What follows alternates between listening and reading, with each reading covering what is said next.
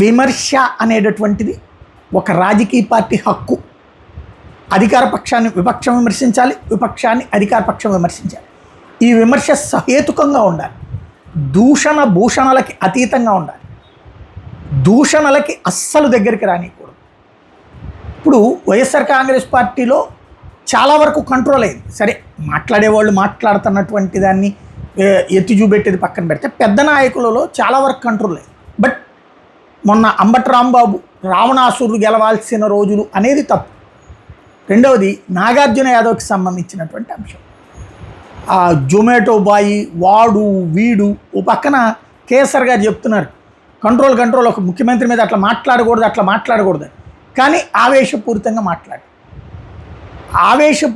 మాట్లాడితే లేదా ఒక ఆ స్థాయి వ్యక్తిని అట్లా నిందిస్తే దానివల్ల ఏమైనా వైసీపీకి ఏమైనా ప్రయోజనం వస్తే ఓటు వస్తుందా?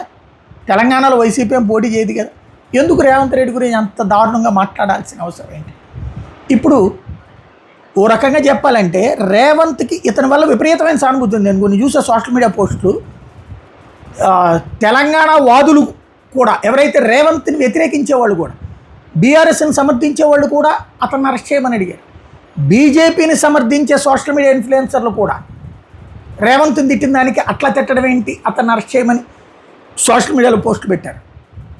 ఆ ప్రెషరే పనిచేసిందా? ఏదైనా సరే తనని ఇవాళ అరెస్ట్ చేసి తీసుకువెళ్ళడం అన్నటువంటిది కీలకమైన పరిణామం.